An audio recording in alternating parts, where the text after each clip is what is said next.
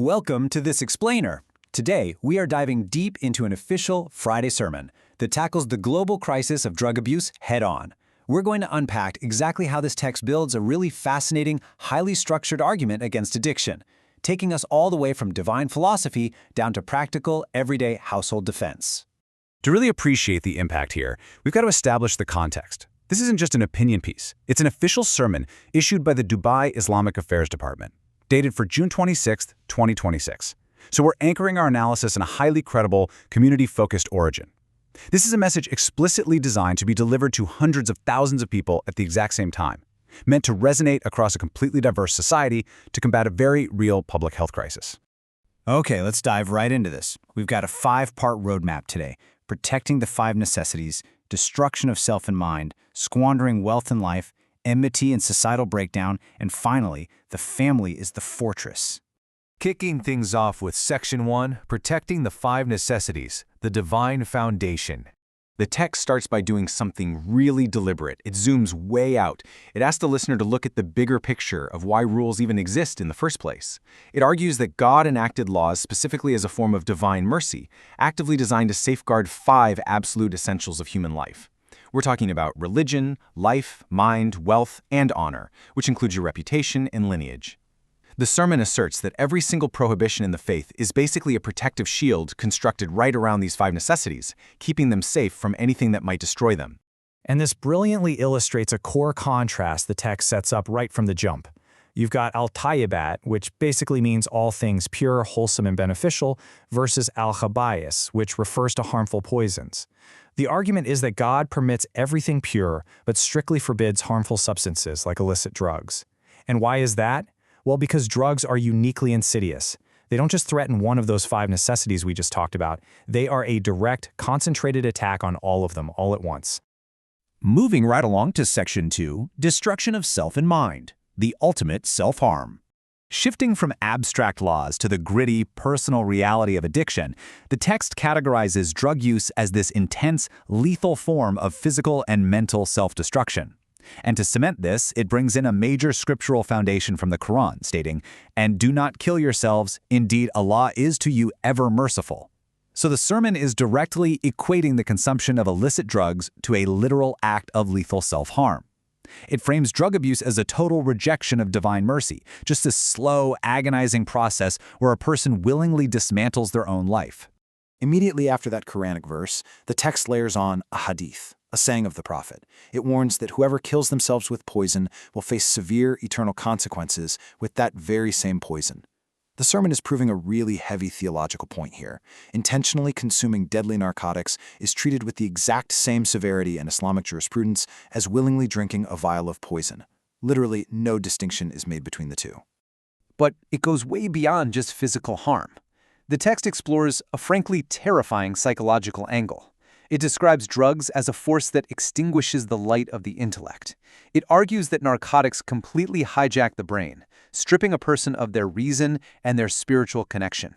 So instead of an independent human being capable of distinguishing right from wrong, the addict becomes a captive. They're locked into this endless, agonizing cycle of craving.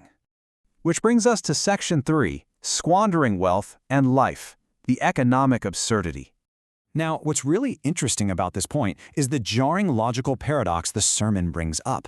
It utilizes a quote from the historical scholar Al-Hassan, and it asks, think about it, if human intelligence and sanity were commodities you could just go out and buy, people would pay any fortune to acquire them. So how incredibly absurd is it that a person uses their own hard-earned wealth to purchase the very thing that destroys their mind? It completely challenges the listener to wake up and recognize the sheer economic and logical absurdity of addiction. And, that financial absurdity has cosmic stakes. The sermon summarizes another prophetic tradition, reminding the audience of the ultimate accountability on Judgment Day. It explicitly notes that every single person will be asked 3 critical questions. How was your life spent? Where did you get your wealth? And what did you spend it on? The narrative paints a really stark picture here. An addict is going to stand fully accountable without a single excuse when asked why they squandered the resources God gave them just to finance their own demise. On to Section 4, Enmity and Societal Breakdown, the Ripple Effect. The text sharply recognizes that the blast radius of addiction never, ever stops at the individual. It explodes outward, causing a massive ripple effect that damages the broader community. To back this up, the sermon highlights this Quranic verse, revealing the ultimate societal goal of these substances. It states that the intent behind intoxicants is to plant animosity and hatred among people. So it's not just a personal failing. The text asserts that widespread drug use is a targeted mechanism designed to cause the complete fragmentation of community harmony and family bonds. The warning here is incredibly stark. The sermon details how the endless pursuit of the next high inevitably leads to a shattered reputation and lost honor in society. But the most tragic consequence? It's the absolute neglect of one's dependents. The text uses a really powerful phrase, noting that it is enough of a sin for a person to simply neglect the people they are obligated to protect and feed. The addict ultimately abandons their loved ones, leaving just a devastating trail of suffering in their wake. And that brings us to our final pillar, Section 5. The family is the fortress, the ultimate shield. Now, the sermon doesn't end on a note of despair. It pivots straight to the primary actionable solution.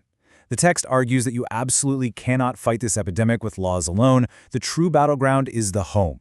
It positions the active, communicative family unit as the impregnable first line of defense. The sermon explicitly states that a home must be a safe haven, filled with genuine love, open intellectual dialogue that actually satisfies young minds, and righteous role models. Because if youth find those things at home, they aren't going to go searching for them in the dark corners of society. So the crucial point is that this entire deeply layered framework, from massive divine philosophy down to basic household communication, comes from one single, highly structured public address. You can absolutely scan the QR code provided to access the official document and read the full text of the sermon for yourself, just to see how the original Arabic conveys these powerful arguments. As the sermon wraps up, it leaves its listeners with a stern warning about the immense danger of bad company, and it inspires a very profound final thought for us today.